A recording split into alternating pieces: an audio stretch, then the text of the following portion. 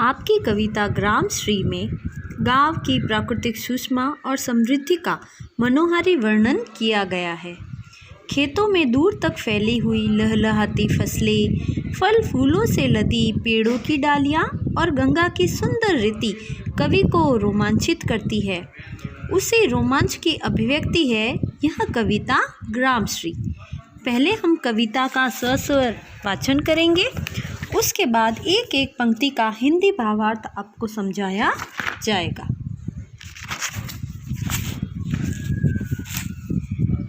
फैली खेतों में दूर तलक मखमल की कोमल हरियाली, लिपटी जिससे रवि की किरणें चांदी की सी उजली जाली। तिनकों के हरे हरे तन पर हील हरित रुधिर है रहा झलक, श्यामल भूतल पर झुका हुआ नभ का चीर निर्मल नील फलक। रोमांचित सी लगती वसुधा आई जोगे हूँ मैं बाली, अरहर सनई की सोने की किंकिणियाँ हैं शोभाशाली।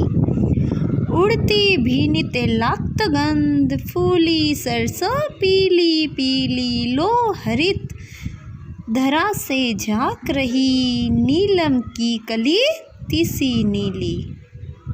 रंग रंग के फूलों में रिलमिल हंस रही सखियां मटर खड़ी, मखमली पेटियों सी लटकी छिमियां छिपाए बीज लड़ी। फिरती है रंग रंग की तितली रंग रंग के फूलों पर सुंदर, फूल फिरते हैं फूल स्वयं उड़ उड़ वृंतों के वृंतों पर। अब रजत स्वर्ण मंजरियों से लद गई अमृत तरु की डाली, झर रहे डाक पीपल के दल हो उठी कोकिला मतवाली। महके कटहल मुकुलित जामुन जंगल की जरबेरी झूली, फूले आड़ू नींबू दाड़िम आलू गोभी बैंगन मूली। पीले मीठे अमरूदों में अब लाल लाल छित्तियाँ पड़ी, पक गए सुनहले मधुर बेर अवली से तरु की डाल जड़ी। लह लह पालक मह मह धनिया लौकी ओ सेम फैली, मखमली टमाटर हुए लाल मिर्चों की बड़ी हरी थैली। बालू के सांपों से अंकित गंगा की सतरंगी रेती, सुंदर लगती सरपत छाई तट पर तरबूजों की खेती। अंगुली की कंघी से बगुले कलगी संवारते हैं कोई, तीरते जल में सुरखाब पुलिन पर मगरौठी रहती सोई।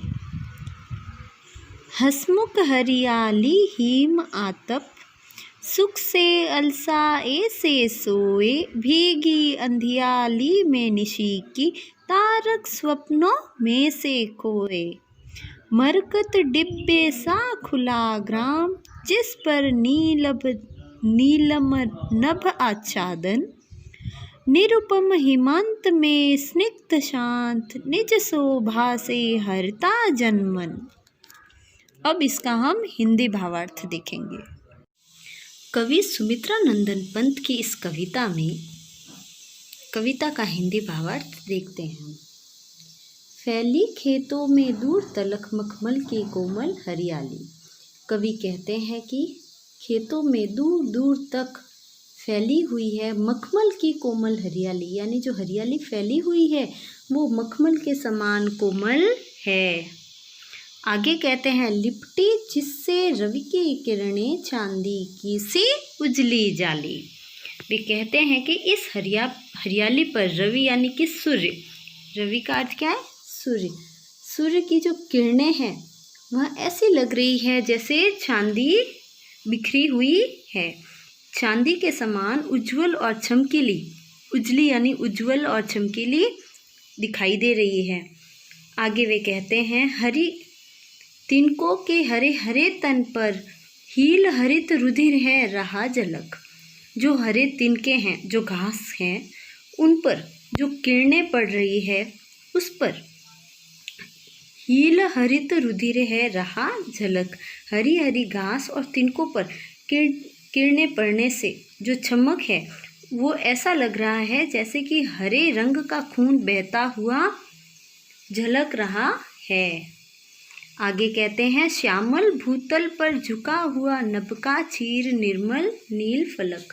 आगे वे कहते हैं कि हरियाली से शोभायमान इस धरती पर ये जो नीला आकाश है वह पूरी तरह से झुका हुआ है। इसका अर्थ यह है कि गांव का प्राकृतिक जो दृश्य है वह बहुत ही सुंदर और समृद्ध है। श्यामल भूतल पर झुका हुआ नभ का चीर निर्मल नील फलक। ये जो श्यामल भूमि है ये ऐसा लग रहा है जैसे कि ये जो आकाश है, नीला आकाश है, वह झुक गया है। इस सुंदरता को देखकर वह झुक गया है। आगे कहते हैं, रोमांचित सी लगती वसुधा आई जो गेहूं में बाली। अब रोमांचित का अर्थ क्या होता है? अंग्रेजी में कहते हैं रोमांटिक और हिंदी में हम कह सकते हैं बहुत प्रसन्न। रोमांचित सी लगती वसुधा, वसुधा यानी धरती। वसुधा का अर्थ है धरती। आप साथ साथ में नवीन शब्द लिखते जाइए। वसुधा यानी धरती, आई जो गेहूं में बाली। अब ये जो खेती की गई है यहाँ पर जो गेहूं और जौ की फसलें हैं, ऐसे लग रहा है जैसे कि वो क्या हो रही है, युवा हो रही है और उससे धरती रोमांचित हो गई है। अरहर सनही की सोने की किंकणियाँ हैं शोभाशाली। किंकणियाँ का क्या अर्थ होता है? किंकणियाँ का अर्थ होता है करधनी, जो कमर में पहनी जाती है। ये कह रहे हैं कि अरहर और सनई की फसल में ऐसा लग रहा है जैसे कि सोने की किंकणियाँ लगी हुई है, यानी कि पीले रंग के जो फलियाँ हैं उनको सोने के समान शोभाशाली बताया गया है। बच्चों, अरहर और सनई की जो फसल होती है उसमें पीले रंग की छोटी छोटी कलियाँ होती है, तो उनके बारे में कहा गया है कि वो करधनी बहुत ही शोभायमान लग रही है। ऐसा लग रहा है कि सोने की करधनी अरहर और सनई ने धारण कर रखी है। उड़ती भीन तेलाक्त गंध फूली सरसों पीली पीली। ये जो सरसों है इसमें एक एक फसल के बारे में बहुत ही अच्छे से संक्षेप में बताया गया है कि ये जो सरसों फूली हुई है पीले रंग की है, यहाँ से तेलाक्त गंध आ रही है। सरसों का तेल तो आपको पता ही है, सुगंध आती है। तो सरसों की जहाँ पर फसल लगी हुई हो वहाँ पर भी सुगंध आती है। तो इसमें बताया गया है कि तेलाक्त गंध सरसों की फसल से आ रही है। आगे कहते हैं, लो हरित धरा से झांक रही नीलम की कली तिसी नीली। लो हरित धरा से झांक रही नीलम की कसी नीली। देखो आगे वे कहते हैं कि ये जो सरसों से लदे हुए हैं पीले रंग, जहाँ से तो गंध आ रही है, लेकिन धरती की सुंदरता को निहारने के लिए जो अलसी के नीले फूल हैं वे भी कम नहीं हैं।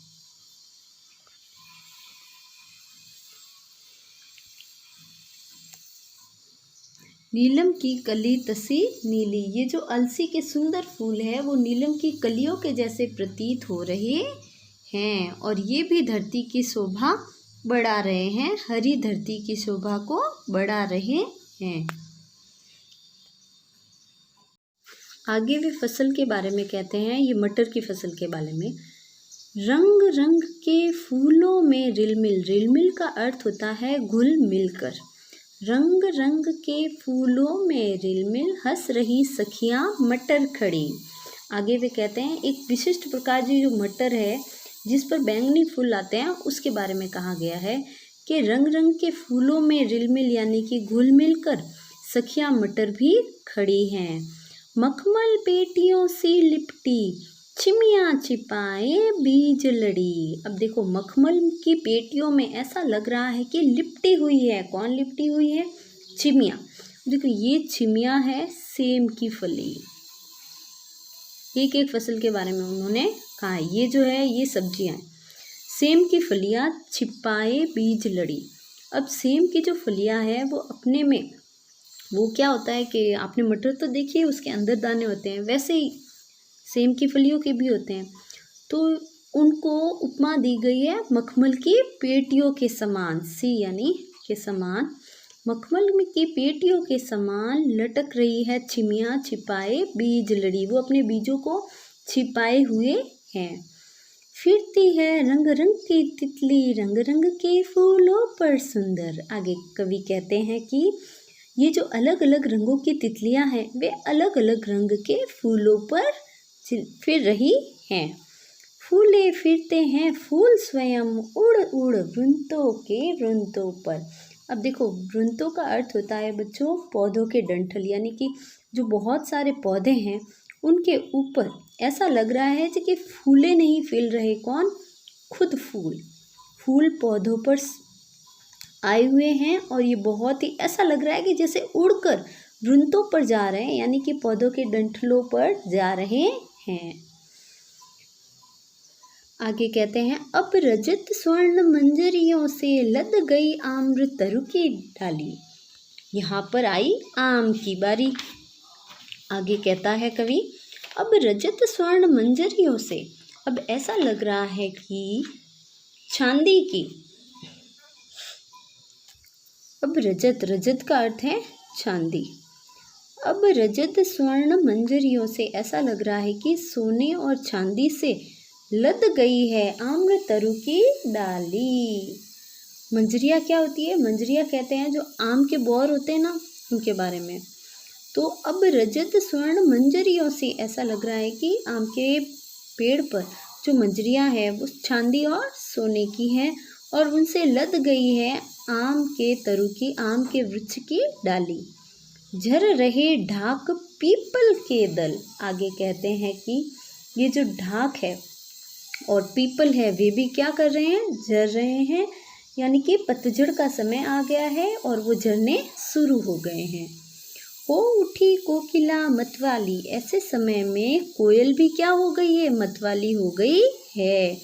महके कटहल मुकुलित जामुन। अब यहाँ पर किसकी बारी आई है बच्चों? यहाँ पर आई है फलों की बारी। आम आ गया, ढाक आ गया, अब कटहल है, जामुन है। महके कटहल मुकुलित जामुन। जो कटहल है वो महक रहा है और मुकुलित यानी कि आधी कलियां, जो अधखिली कलियां होती है उसको कहते हैं मुकुलित। लिख लेना आप, मुकुलित का अर्थ है अधखिली कलियां। जामुन की अधखिली कलियां। जंगल में झरबेरी फूली। और जंगलों में छोटी छोटी झरबेरियों की डालियां झूमने लगी है। आगे कवि कहता है कि इस सुंदर प्राकृतिक परिवेश में फूले आड़ू नींबू दाड़िम आलू गोभी बैंगन मूली। यहाँ गांव की प्राकृतिक सुंदरता में आड़ू फूल रहे हैं, नीम दाड़िम आलू गोभी बैंगन मूली सब कुछ यहाँ पर मिल रहा है। आगे पीले मीठे अमरूदों में अब लाल लाल छित्तियाँ पड़ी। ये जो पीले पीले मीठे अमरूद हैं इनमें छित्तियाँ पड़ गई हैं। छित्तियों का अर्थ होता है रेखाएं।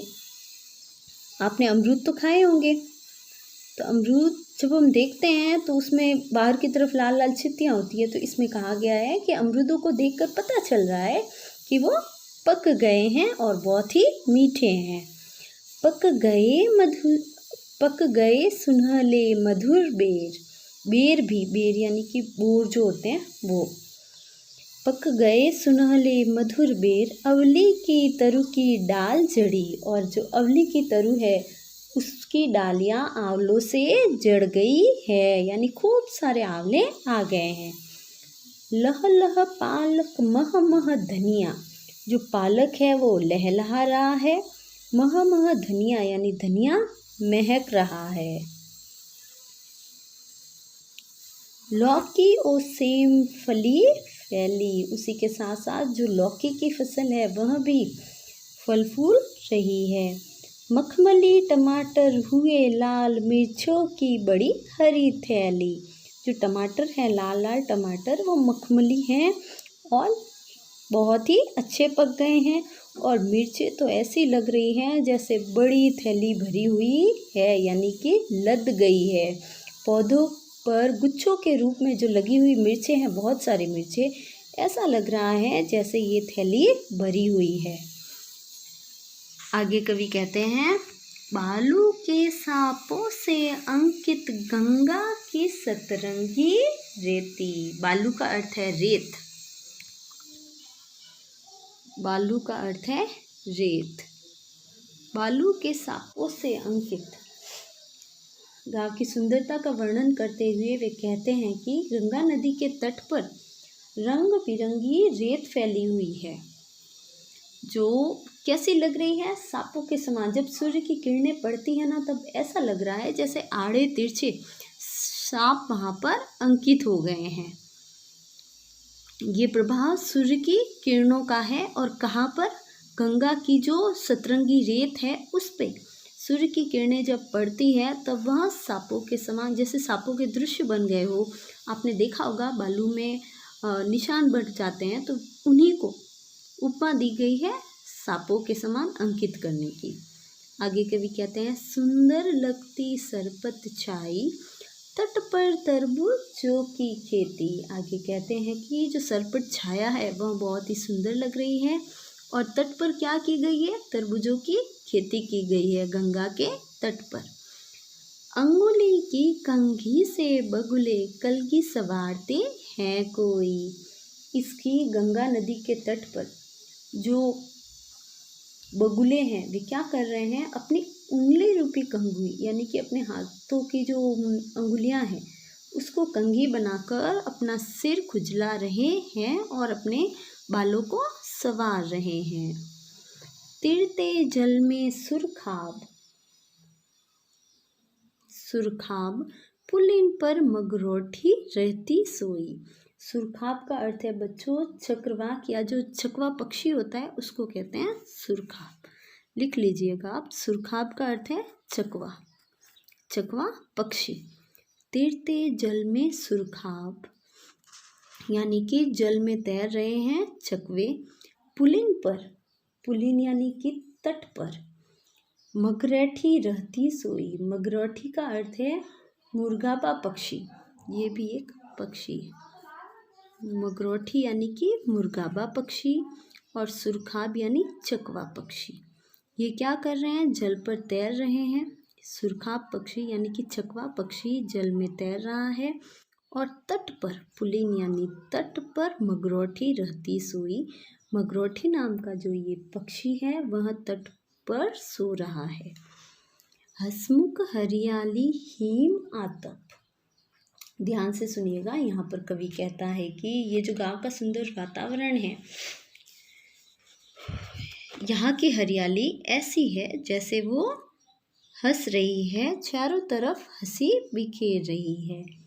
हिम आतप, हिम आतप यानी कि सर्दी के समय जो धूप होती है उसको हिम आतप कहते हैं। सर्दी के समय सूर्य की किरणों से जो धूप हमें गर्मी मिलती है ना, उसको कहते हैं हिम आतप। ये जो हिम आतप है यह हंसता हुआ इस हरियाली में प्रतीत हो रहा है। सुख से अलसा ऐसे सोए। आगे वे कहते हैं कि इस सर्दियों में ये जो धूप है उसमें सोना बहुत अच्छा लगता है। ऐसा लगता है जैसे ये जो पूरा परिवेश है, गांव का जो परिवेश है, वह इतना खुश है, इतना सुखी है कि अलसाया हुआ सो रहा है। भीगी अंधियाली में निशिकी, निशि का अर्थ होता है बच्चों रात,